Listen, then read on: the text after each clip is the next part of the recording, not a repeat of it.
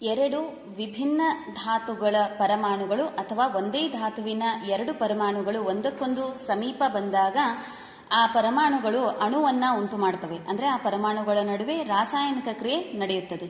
ಈ ರಾಸಾಯನಿಕ ಕ್ರಿಯೆ ಯಾಕೆ ನಡೀತದ ಅಂತಂದ್ರೆ ವಿಶೇಷವಾಗಿ ಪರಮಾಣುಗಳು ಸ್ಥಿರತೆಯನ್ನ ಹೊಂದಲಿಕ್ಕೆ ಬಯಸ್ತವ. ಸ್ಥಿರತೆ ಅಂತಂದ್ರೆ ತಮ್ಮ ಹೊರಕವಚದಲ್ಲಿ 8 ಎಲೆಕ್ಟ್ರಾನ್ಗಳನ್ನ ಹೊಂದಲಿಕ್ಕೆ ಬಯಸ್ತವ. ಇದು ಅಷ್ಟಕ ಎಲೆಕ್ಟ್ರಾನ್ ವಿನ್ಯಾಸ ಅಂತ ಕರಿತೀವಿ. Octet dot structure. Octet structure ಅನ್ನ ಹೊಂದಿದ್ರೆ ಪ್ರತಿ ಪರಮಾಣುನು ಕೂಡ ಸ್ಥಿರತೆಯನ್ನ ಹೊಂದದ. ಪ್ರತಿ ಪರಮಾಣುನು ಕೂಡ ಸ್ಥಿರತೆಯನ್ನ ಹೊಂದಲಿಕ್ಕೆ ಬಯಸೋದ್ರಿಂದ ಅವು ರಾಸಾಯನಿಕ ಕ್ರಿಯೆಯಲ್ಲಿ ಪಾಲ್ಗೊಳ್ತವ. ಇಲ್ಲಿ ಯಾವುದೇ ಒಂದು ರಾಸಾಯನಿಕ ಕ್ರಿಯೆ ನಡೆದಾಗ ಕೇವಲ ಒಂದು ಎಲೆಕ್ಟ್ರಾನ್ ಭಾಗವಹಿಸ್ತು ಅಂತಂದ್ರೆ ಅಂತ ಪರಮಾಣುಗಳಿಗೆ ನಾವು ಏಕ ವ್ಯಾಲೆನ್ಸಿಯ ಪರಮಾಣು ಅಂತ ಕರಿತೀವಿ. ಏಕ ವ್ಯಾಲೆನ್ಸಿಯ ಪರಮಾಣು ಅಥವಾ ಇದನ್ನೇ ನಾವು ಮೋನೋವ್ಯಾಲೆಂಟ್ ಅಂತ ಕರಿತೀವಿ.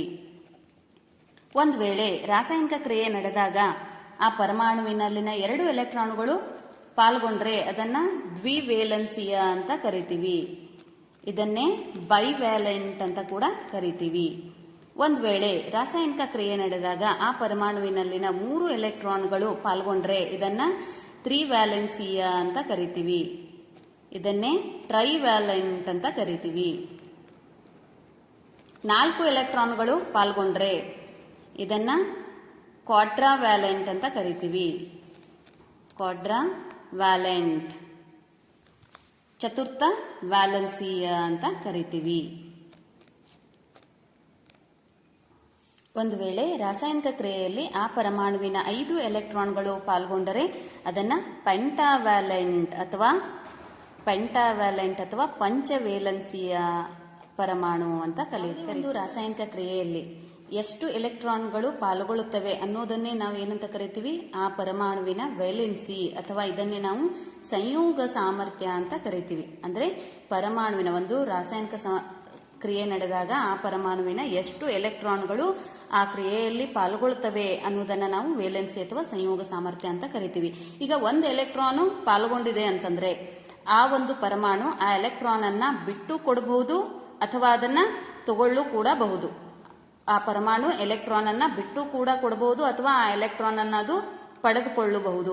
ಇದೇ ರೀತಿ 2 ಎಲೆಕ್ಟ್ರಾನ್ ಆಗಿರಬಹುದು, 3 ಎಲೆಕ್ಟ್ರಾನು, ಅಷ್ಟು ಎಲೆಕ್ಟ್ರಾನ್ಗಳನ್ನ ಆ ಪರಮಾಣು ಬಿಟ್ಟು ಕೊಡಬಹುದು ಅಥವಾ ಆ ಪರಮಾಣು ಅದನ್ನ ಪಡಿಬಹುದು. 3 ಎಲೆಕ್ಟ್ರಾನ್ಗಳನ್ನ ಬಿಟ್ಟು ಕೊಡಬಹುದು ಅಥವಾ 3 ಎಲೆಕ್ಟ್ರಾನ್ಗಳನ್ನ ಪಡಿಬಹುದು.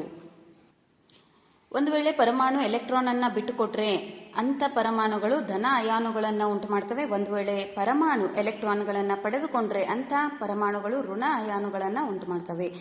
ಇಲ್ಲಿ ಕೆಲವೊಂದಿಷ್ಟು ಅಣುಗಳು, ಕೆಲವೊಂದಿಷ್ಟು ಪರಮಾಣುಗಳು ಎಲೆಕ್ಟ್ರಾನ್ಗಳನ್ನ ಶೇರ್ ಕೂಡ ಮಾಡ್ಕೊಳ್ತವೆ, ಹಂಚಿಕೊಳ್ತವ. ಅವು ಬಿಟ್ಟುಕೊಡೋದೂ ಇಲ್ಲ, ಪಡೆಯೋದೂ ಇಲ್ಲ, ಅವು ಹಂಚಿಕೊಳ್ತವ. ಇಂಥ ಸಂದರ್ಭದಲ್ಲಿ ಅಯಾನುಗಳು, ವಿಶೇಷವಾಗಿ ಅಯಾನುಗಳು ಉಂಟಾಗುವುದಿಲ್ಲ. ಏಕ ವ್ಯಾಲೆನ್ಸಿಯ ಪರಮಾಣುಗಳಿಗೆ ಈ ರೀತಿಯ ರಚನೆಯನ್ನ ನಾನು ಬಳಸ್ತಾ ಇದ್ದೀನಿ. ಈ ರೀತಿ ಇತ್ತು ಅಂತಂದ್ರೆ 1 ಎಲೆಕ್ಟ್ರಾನ್ ಹೆಚ್ಚಿಗೆ ಇದೆ ಅಂತ ಅರ್ಥ. ಈ ರೀತಿ ಇತ್ತು ಅಂತಂದ್ರೆ 1 ಎಲೆಕ್ಟ್ರಾನ್ ಕಡಿಮೆ ಇದೆ ಅಂತ ಅರ್ಥ. ಇದು ಬಿಟ್ಕೊಡ್ತದ. ರಾಸಾಯನಿಕ ಕ್ರಿಯೆ ನಡೆದಾಗ ಇದು 1 ಎಲೆಕ್ಟ್ರಾನ್ ಅನ್ನ ಪಡಿತದ. ಎರಡೂ ಕೂಡ ಇಲ್ಲಿ ಏಕ ವ್ಯಾಲೆನ್ಸಿಯ ಪರಮಾಣುಗಳನ್ನ ಸೂಚಿಸ್ತದೆ. ಈ ರೀತಿಯ ರಚನೆಯನ್ನ ತೆಗೆದುಕೊಂಡ್ರೆ ಇಲ್ಲಿ ಇದು 1 ಎಲೆಕ್ಟ್ರಾನ್ ಅನ್ನು ಸೂಚಿಸ್ತದೆ, ಇದು 2ನೇ ಎಲೆಕ್ಟ್ರಾನ್. ಅಂದ್ರೆ 2 ಎಲೆಕ್ಟ್ರಾನ್ ಅನ್ನ ಬಿಟ್ಟುಕೊಡ್ತದ, ಇದು 2 ಎಲೆಕ್ಟ್ರಾನ್ ಅನ್ನ ಪಡೆದುಕೊಳ್ತದ. ಇದು ಪಡೆದುಕೊಳ್ತದ, ಇದು ಬಿಟ್ಟುಕೊಡ್ತದ. ಇದು ದ್ವಿವ್ಯಾಲೆನ್ಸಿಯ ಪರಮಾಣುಗಳನ್ನ ಸೂಚಿಸ್ತದೆ. ಇವು ತ್ರಿವ್ಯಾಲೆನ್ಸಿಯ ಪರಮಾಣುಗಳನ್ನ ಸೂಚಿಸ್ತದೆ. ಇಲ್ಲಿ 3 ಎಲೆಕ್ಟ್ರಾನ್ಗಳು ಹೆಚ್ಚಿಗೆ ಅದಾವ, ಇಲ್ಲಿ 3 ಎಲೆಕ್ಟ್ರಾನ್ಗಳ ಕೊರತೆ ಅದ. ಸ್ಥಿರತೆಯನ್ನ ಹೊಂದಲಿಕ್ಕೆ ಈ ಪರಮಾಣುವಿನಲ್ಲಿ 3 ಎಲೆಕ್ಟ್ರಾನ್ಗಳ ಕೊರತೆ ಅದ. ಎರಡೂ ಕೂಡ ತ್ರಿವ್ಯಾಲೆನ್ಸಿಯನ್ನ ಹೊಂದವ. ಪೊಟ್ಯಾಸಿಯಂ ಮತ್ತು ಕ್ಲೋರಿನ್ ನಡುವೆ ರಾಸಾಯನಿಕ ಕ್ರಿಯೆ ನಡೆದರೆ ಪೊಟ್ಯಾಸಿಯಂ 1 ಎಲೆಕ್ಟ್ರಾನ್ ಅನ್ನ ಬಿಟ್ಕೊಡ್ತದ, ಕ್ಲೋರಿನ್ 1 ಎಲೆಕ್ಟ್ರಾನ್ ಅನ್ನ ತೆಗೆದುಕೊಳ್ತದ. ಎರಡೂ ಕೂಡ ಏಕ ವ್ಯಾಲೆನ್ಸಿಯ ಪರಮಾಣುಗಳದವ. ಸೊ ಇದನ್ನೇ ನಾವು ಏನಂತ ಬರಿತೀವಿ? ಕ್ರಿಸ್ ಕ್ರಾಸ್ ಮೆಥಡ್ ನಲ್ಲಿ ಬರೆದ್ವಿ ಅಂತಂದ್ರೆ K+Cl-. ಸೊ ಇದನ್ನೇ ಇದರ ರಾಸಾಯನಿಕ ಸೂತ್ರ KCl. ಸೊ ಇದು ಪೊಟ್ಯಾಸಿಯಂ ಕ್ಲೋರೈಡ್. ಸೊ ಇದೇ ರೀತಿಯಾಗಿ ಸೋಡಿಯಂದ ಕೂಡ ವ್ಯಾಲೆನ್ಸಿ 1 ಅದ. Na+Cl- ಕ್ರಿಸ್ ಕ್ರಾಸ್ ಮೆಥಡ್ ನಲ್ಲಿ NaCl. ಸೊ ಇದೇ ರೀತಿ ಸಿಲ್ವರ್ ಅನ್ನ ತೆಗೆದುಕೊಂಡ್ರೆ ಸಿಲ್ವರು ಕೂಡ ಬೆಳ್ಳಿ ಸಿಲ್ವರ್ದು ಕೂಡ ಮೋನೋವ್ಯಾಲೆಂಟ್ ಅದ, ಏಕ ವ್ಯಾಲೆನ್ಸಿ ಅದ, ಅದು ಕೂಡ ಒಂದು ಎಲೆಕ್ಟ್ರಾನ್ ಅನ್ನ ಬಿಟ್ಕೊಡ್ತದ. Cl ಇದ್ದಿದ್ದು ಒಂದು ಎಲೆಕ್ಟ್ರಾನ್ ಅನ್ನ ತೆಗೆದುಕೊಳ್ತದ. ಅದರ ಮಾಲಿಕ್ಯುಲರ್ ಫಾರ್ಮುಲಾ ಏನಾಗ್ತದ, AgCl ಆಗತ್ತ. ಇದೇ ರೀತಿ ನಾವು ಹೈಡ್ರೋಜನ್ ಅನ್ನ ತೆಗೆದುಕೊಂಡ್ರೆ H+Cl- ಸೊ ಇದು ಏನಾಗತ್ತ, HCl. ಇದರ ಅಣುಸೂತ್ರ HCl, ಹೈಡ್ರೋಜನ್ ಕ್ಲೋರೈಡ್. ಸೊ ಇದನ್ನ ಇಟ್ಟಾಗ ಸಿಲ್ವರ್ ಕ್ಲೋರೈಡ್, ಇದನ್ನ ಇಟ್ಟಾಗ ಸೋಡಿಯಂ ಕ್ಲೋರೈಡ್, ಅದರ ಅಣುಸೂತ್ರ NaCl. ಪೊಟ್ಯಾಸಿಯಂ ಅನ್ನ ಇಟ್ಟಾಗ ಪೊಟ್ಯಾಸಿಯಂ ಕ್ಲೋರೈಡ್ KCl. ಈಗ ಕಾಪರ್ ಅನ್ನ ಇಟ್ಟಾಗ CuCl, ಕಾಪರ್ ಕ್ಲೋರೈಡ್. ಸೊ ಇದು ಕೆಲವೊಂದಿಷ್ಟು ಪರಮಾಣುಗಳು ಎರಡು ರೀತಿ ವೇಲೆನ್ಸಿಯನ್ನ ತೋರಿಸ್ತವ. ನಾವಿಲ್ಲಿ ಈ ಕಾಪರ್ ತಾಮ್ರ +1 ಅಂತ ತೆಗೆದುಕೊಂಡಿವಿ, ಅವಾಗ CuCl ಅಂತ ಬರುತ್ತೆ. ಸೊ ಇಲ್ಲಿ NH4 ಅಂತ ತೆಗೆದುಕೊಂಡಿವಿ. ಇಲ್ಲಿ NH4 ಅಮೋನಿಯಂ ಅಯಾನ್ ಅನ್ನ ನಾವು ತೆಗೆದುಕೊಂಡ್ರೆ ಇದು ಯಾವುದೇ ಎಲಿಮೆಂಟ್ ಅಲ್ಲ, ಇದು ಧಾತು ಅಲ್ಲ. ಇಲ್ಲಿ ನಾವು ನೋಡಬಹುದು NH4 ನಲ್ಲೇನೆ ನೈಟ್ರೋಜನ್ ಮತ್ತೆ ಹೈಡ್ರೋಜನ್ ಪರಮಾಣುಗಳು ಕೂಡಿ ಇದು ಸಂಯುಕ್ತ ಉಂಟಾಗ್ಯದ. ಅದಕ್ಕೆ ಏನದ ಚಾರ್ಜ್ ಅದ. ಇಂಥದನ್ನ ನಾವೇನಂತ ಕರಿತೀವಿ, ರೆಡಿಕಲ್ಸ್ ಅಂತ ಕರಿತೀವಿ. ಇದನ್ನ ಅಯಾನು ಅನ್ನೋದಿಲ್ಲ, ಇದನ್ನ ರೆಡಿಕಲ್ ಅಂತ ಕರಿತೀವಿ. ಸೊ ಈಗ NH4 ತಗೊಂಡ್ವಿ ಅಂತಂದ್ರೆ +1 Cl-. ಸೊ ಇದು ಏನಾಗತ್ತ, NH4Cl ಅಮೋನಿಯಂ ಕ್ಲೋರೈಡ್. ಇದೇ ರೀತಿ potassium carbonate potassium hydrogen carbonate, ಇದನ್ನು ನಾವು ಪೊಟ್ಯಾಸಿಯಂ ಬೈಕಾರ್ಬೋನೇಟ್ ಅಂತ ಕೂಡ ಕರಿತೀವಿ, KHCO3. ಇದನ್ನ ಇಟ್ವಿ ಅಂತಂದ್ರೆ potassium hydroxide KOH. Potassium bromide KBr. Potassium iodide KI. ಇದನ್ನ ಇಟ್ಟಾಗ NaHCO3, sodium hydrogen carbonate, sodium bicarbonate. ಇದನ್ನ ಇಟ್ವಿ ಅಂತಂದ್ರೆ ಸಿಲ್ವರ್ ಹೈಡ್ರೋಜನ್ ಕಾರ್ಬೋನೇಟ್ AgHCO3. ಒಂದು ವೇಳೆ ಮೆಗ್ನೀಸಿಯಂ ಕ್ಲೋರಿನ್ ಜೊತೆ ರಿಯಾಕ್ಟ್ ಆಯಿತು ಅಂತಂದ್ರೆ ಮೆಗ್ನೀಸಿಯಂ 2 ಎಲೆಕ್ಟ್ರಾನ್ ಅನ್ನ ಬಿಟ್ಕೊಡ್ತದ, ಆದ್ರೆ ಪ್ರತಿ ಕ್ಲೋರಿನ್ ಒಂದೇ ಎಲೆಕ್ಟ್ರಾನ್ ಅನ್ನ ತೆಗೆದುಕೊಳ್ಳೋದ್ರಿಂದ 2 ಕ್ಲೋರಿನ್ ಒಂದೊಂದು ಎಲೆಕ್ಟ್ರಾನ್ ಅನ್ನ ತೆಗೆದುಕೊಳ್ತಾವ. ಆವಾಗ ಏನಾಗತ್ತ, ಮೆಗ್ನೀಸಿಯಂ ಕ್ಲೋರೈಡ್ Mg ಎಷ್ಟು ಎಲೆಕ್ಟ್ರಾನ್ ಅನ್ನ ಬಿಟ್ಕೊಡ್ತದ, 2 ಎಲೆಕ್ಟ್ರಾನ್ ಅನ್ನ ಬಿಟ್ಕೊಡ್ತದ, ಆದ್ರೆ ಕ್ಲೋರಿನ್ ಒಂದೇ ಎಲೆಕ್ಟ್ರಾನ್ ಅನ್ನ ತೆಗೆದುಕೊಳ್ತದ. ಕ್ರಿಸ್ ಕ್ರಾಸ್ ಮೆಥಡ್ ಅನ್ನ ನಾವು ಬರೆದ್ವಿ ಅಂತಂದ್ರೆ MgCl2 ಅಂತಂದ್ರೆ ಈ ಒಂದು ರಾಸಾಯನಿಕ ಕ್ರಿಯೆಯಲ್ಲಿ 2 ಕ್ಲೋರಿನ್ ಪರಮಾಣುಗಳು ಪಾಲ್ಗೊಳ್ತಾವ.